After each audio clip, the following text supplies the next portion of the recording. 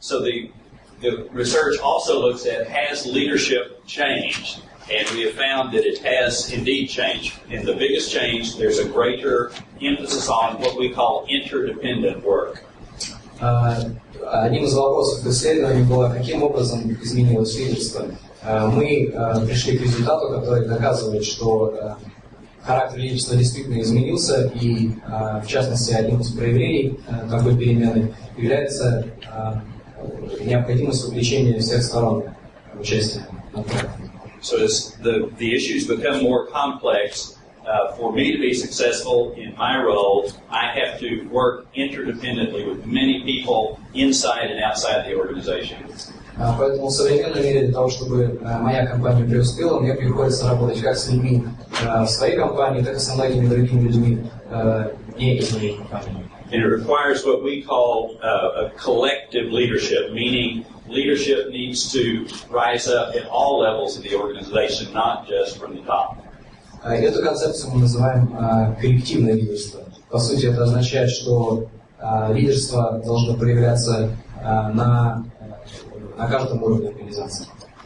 We ask in this research about are there new leadership skills required? And the answer is not necessarily new, but different emphasis on skills. И мы задавались вопросом, какие навыки и компетенции требуются сегодня лидерам для преуспевания, и мы выяснили, что действительно набор компетенций, может быть, не столько изменился, однако акцент теперь делается на другом. Another side learning from the research is that global organizations are really at the forefront of this kind of new interdependent collaborative leadership.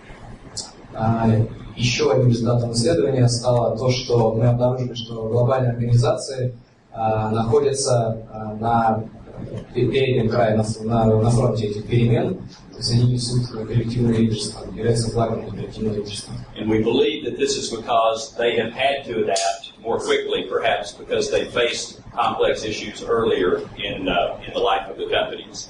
Мы думаем, что это может быть связано с тем, что руководителям таких компаний приходится сталкиваться с огромным количеством проблем, носящих комплексный характер, поэтому приходится адаптироваться быстрее. The key theme here is collaboration. In the research, 97% of the CEOs said that leaders in their organization must collaborate to be successful.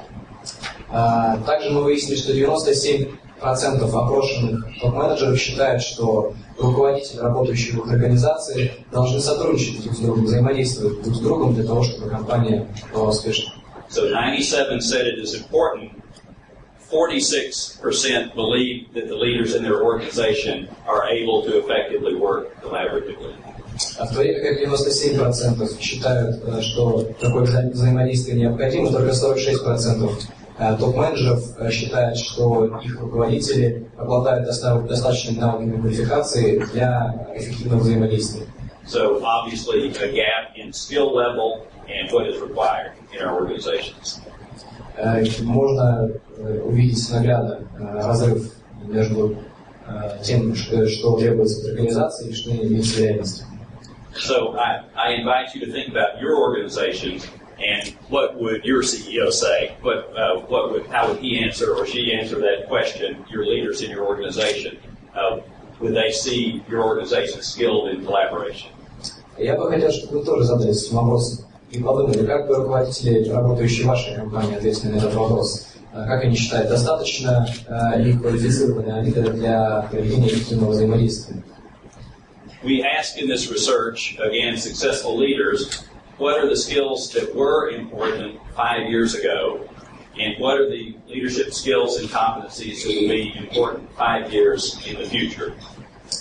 И мы задали вопрос руководителям, какие навыки были востребованы 5 лет назад, и какие навыки будут востребованы в будущем.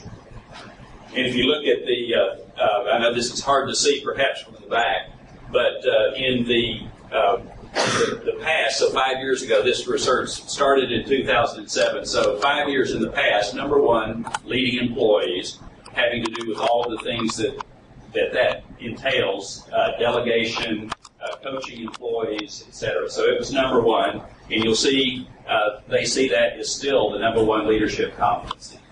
Как вы можете видеть, в 2002 году, в котором проект начался, исследование было начато, первое место занимало осуществление руководства сотрудниками компании. И, как вы можете видеть, до сих пор этот навык является самым востребованным. Building relationships has to do with building relationships not just with people who report to you, but across the whole organization. And you'll see in the past, ranked number 5 in priority. In the future, a very important skill. Выстраивание отношений подразумевает выстраивание отношений не только с людьми, непосредственно вами подчиняющимися, но и со всеми людьми, со всеми сотрудниками компании. Как вы можете видеть, в 2002 году этот навык занимал 5-е место, а сегодня он находится на 2-м месте по значимости. Managing change in the past, 7 in importance, now number 3. Управление изменениями в 2002 году занимало 7-е место, в 2007 – 3-е. And the skill here is not about implementing the structure of change, but the people side of change. И акцент здесь делается не на внедрении новой системы, а на человеческий фактор. What we call participative management, which means a manager who gets input from people in the organization, who listens, who involves other people in decision making, from number 6 to now. В 2002 году этот навык находился на 6-м месте, сегодня он занимает 4-е место по значимости. So these are just numbers on the screen, but what it represents, I think you see the pattern there, that the interpersonal, the participative, the collaborative skills are becoming more and more important because of the complex issues. Конечно, на экране вы можете видеть просто цифры, но я думаю, что тенденция вам ясна. На первое место выходят навыки, связанные с умением общаться, с умением налаживать связи, с умением выстраивать отношения.